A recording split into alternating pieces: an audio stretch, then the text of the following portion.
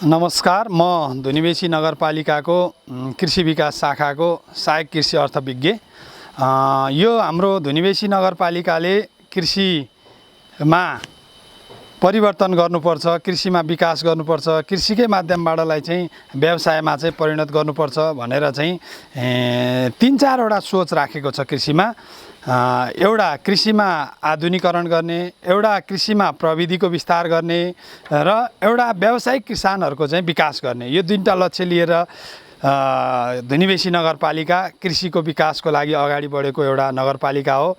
यो कृषिमा आफैमा सम्भावना बोकेको नगरपालिका हो र यतिखेर अहिले हामी धुनीबेसी नगरपालिकाको कृषि नगरपालिकाले सञ्चालन गरेको कृषि सिकाइ केन्द्र, किसान घर भनौँ अथवा कृषि सिकाइ केन्द्रको रूपमा धुनीबेसी नगरपालिकाभित्र रहेका जो व्यावसायिक रूपमा खेती गर्न चाहने कृषकहरूलाई कृषिको माध्यमबाट प्रविधिहरू सिकाउने, प्रविधिहरू देखाउने, प्रविधि टेक्नोलोजीहरूको विकास गरेर चाहिँ यहाँबाट चाहिँ प्रसार गर्ने हिसाबले चाहिँ आफ्नै स्रोत केन्द्र धुनीबेसी नगरपालिकाले नगरको आफ्नै फलफुल तरकारी तथा पुष्प स्रोत केन्द्र स्थापना गरेर लर्निङ सेन्टरको रूपमा विकास गर्ने लक्ष्य लिएर चाहिँ यो करिब 3 रोपनी धुनीबेसी नगरपालिकाको वडा नम्बर 9 जुगेडी भन्ने ठाउँमा चाहिँ करिब 3-3.5 रोपनी जमिन क्षेत्रफलमा चाहिँ यो सिकाइ केन्द्र स्थापना गरेको छ। तपाईले यो देख्न सक्नुहुन्छ, यो धुनीबेसी नगरपालिकाले यो जर्मिनेसन च्याम्बर, यो बिउ उत्पादन, बिउ उमार्ने कसरी,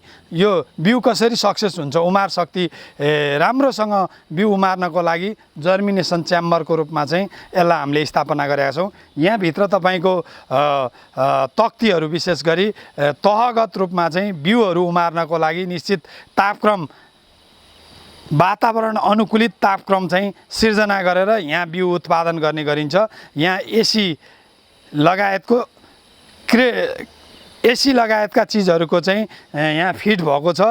सम्पूर्ण रूपमा वातावरणमा अनुकूलन हुने गरी बिउ उम्रनको लागि आवश्यक पर्ने तापक्रम चाहिँ तयार गरेर छिटोभन्दा छिटो बिउ उत्पादन, बिउ रोपेर चाहिँ बेर्ना उत्पादन गर्नको लागि चाहिँ यो नर्सरीको जर्मिनेसन च्याम्बर तयार गरिएको हो। यसमा चाहिँ हामी करिब एक पटक बिरुवा उत्पादन गर्दाखेरि 40,000सम्म तरकारीका बिरुवाहरू, 40,000 देखि 1 लाखसम्म तरकारीका बिरुवाहरू चाहिँ तयार गर्नको लागि बिउ राख्न सक्छौँ हामी यसमा।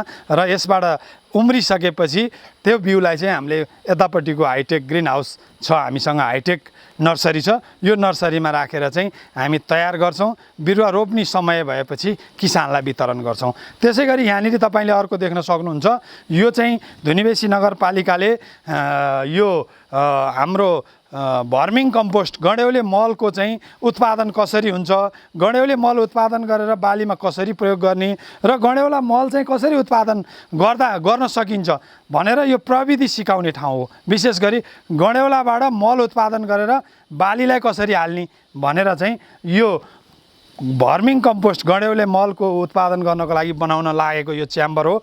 झारपात र तपाईको यो मल उत्पादन गर्ने गड्यौला ल्याएर यहाँ प्रदर्शनीको लागि राखेर त्यसलाई गड्यौलालाई खुवाएर चाहिँ हामी मल बनाउँछौँ र यो मललाई हामी नर्सरीमा प्रयोग गर्छौँ। यो चाहिँ तपाईले देख्न सक्नुहुन्छ, यो हाइटेक ग्रिन हाउस, हाई टेक्नोलोजीको प्रयोग गरेर यसलाई हाइटेक ग्रिन हाउस भन्छौँ हामी। विशेष गरी यसमा प्रविधिहरू कति प्रयोग गरियो र यसमा विशेष गरी हामीले उता जर्मिनेसन च्याम्बरमा उमारिएका बिरुवाहरू चाहिँ यो ग्रिन हाउसभित्र ल्याएर नर्सरीमा, पटमा र भुइँमा यो 3 ठाउँमै राखेर बिरुवाहरूको चाहिँ तयार गर्छौँ। यहाँ तयार भएको बिरुवा चाहिँ विशेष गरी अनि किसानहरूलाई वितरण गर्छौँ। यो चाहिँ हामीले अहिले यतिखेर यो पोली ब्यागमा चाहिँ फलफुलको र अलङ्कारिक पुष्पहरूको चाहिँ विशेष गरी मदर प्लान्टहरू तयार गर्नको लागि यो नर्सरीमा चाहिँ हामीले पोली ब्यागमा माटो भरिराखेका छौँ। यो विशेष गरी माटो भर्नको लागि यो बालुवा, माटो, वस्तुको मल, कम्पोस्ट मल मिलाएर चाहिँ यतिखेर उहाँहरूले तयार गरिरहनु भएको छ। यो हाम्रो नर्सरीभित्र विशेष गरी तपाईँको यो फोगर प्रविधि छ। अब यसमा तपाईँको एडजस्टेड फ्यान राखेर चाहिँ हामी कुलिङ हिटिङ सिस्टम चाहिँ यसमा तयार गर्दैछौँ। अहिले हामी यो नर्सरीभित्र चाहिँ स्ट्यान्ड तयार भइसकेको छ।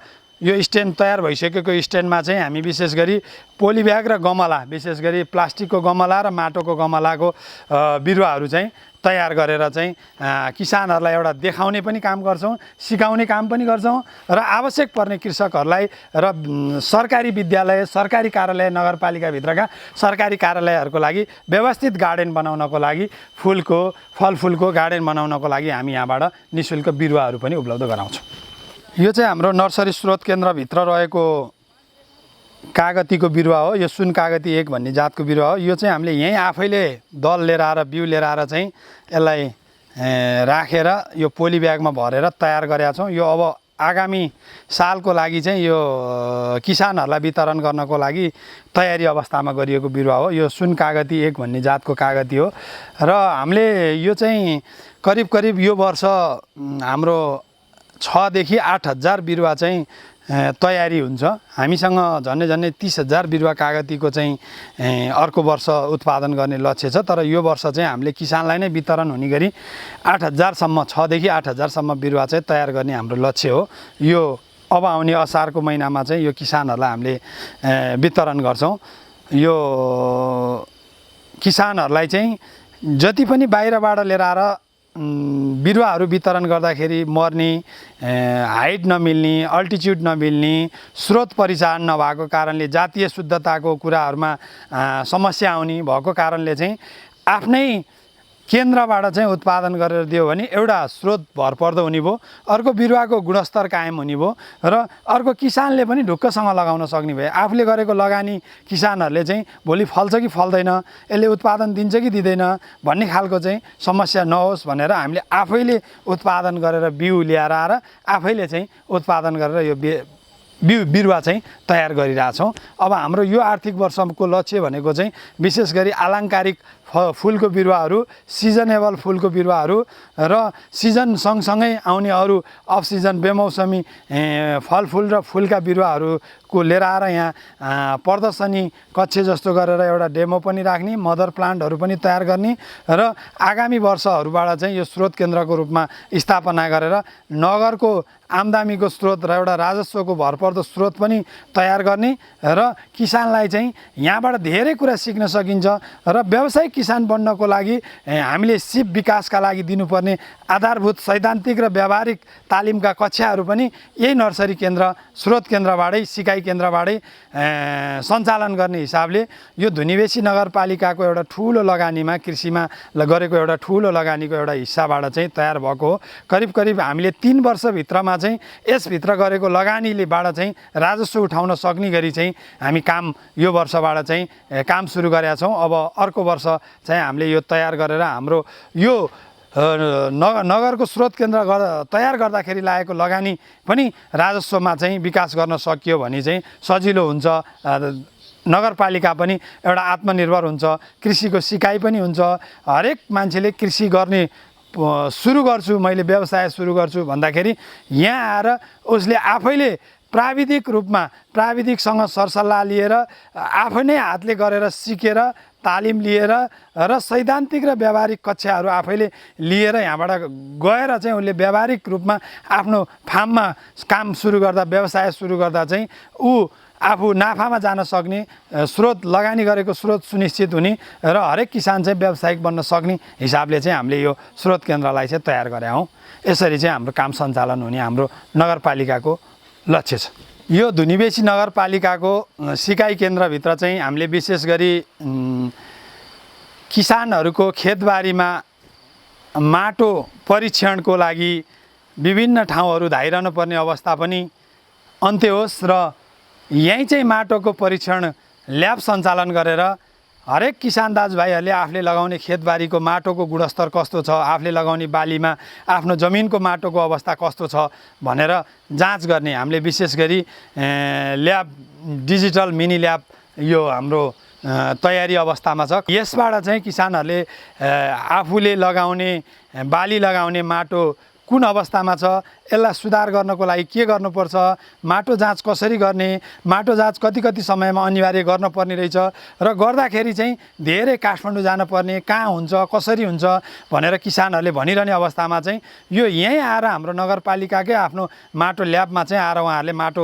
निःशुल्क जाँच गरेर चाहिँ त्यस माटोमा भएको गुणस्तर परिवर्तन गर्नको लागि माटोमा भएको पिएचहरू के कस्तो अवस्थामा छ, अम्लीयपना कस्तो छ, क्षारीयपना कस्तो छ, माटोमा कुन खाद्य तत्त्वको कमीहरू छ, त्यो कुरा चाहिँ परीक्षण गरेर उहाँहरूले आफ्नो माटो चाहिँ सुधार गरेर आफूले लगाउन चाहेको बाली लगाउन मिल्ने गरी चाहिँ यो माटोको डिजिटल ल्याब पनि हामीले सञ्चालन तुरुन्तै यो कार्तिकबाटै सञ्चालन गर्ने गरी यो भवनमा छ। यसै गरी यहाँबाट प्राविधिक सेवा पनि प्रदान गरिन्छ, तालिमहरू सिकाइन्छ र सिपको लागि तपाईँहरू नगरपालिकाको सम्पूर्ण नगरपालिकाका कृषक दाजुभाइ महानुभावहरूलाई दिदीबहिनीहरूलाई चाहिँ यो नर्सरी सेवा केन्द्र छिट्टै सञ्चालनमा आउन लागिरहेको र यहाँबाट तपाईँहरूले धेरै सुविधाहरू लिन सक्ने, अवलोकन गर्न सक्ने, भेट्न सक्ने, देख्न सक्ने र कृषि कार्यालयले दिनुपर्ने सेवाहरू चाहिँ एकै ठाउँबाट छातामुनिबाट चाहिँ सञ्चालन हुने सबै खालका कृषिभित्र माटो छ, बाली विज्ञान छ,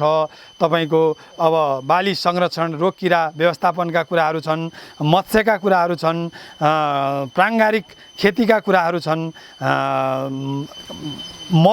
प्राङ्गारिक मल उत्पादनका कुराहरू छन् हैन। अब त्यस्ता कुराहरू चाहिँ यहीँबाट चाहिँ हेरेर देखेर गरेर अवलोकन गरेर चाहिँ आफैले गर्न सक्ने उत्प्रेरणा जाग्ने हिसाबको चाहिँ यो सिकाइ केन्द्र तयार भएको छ।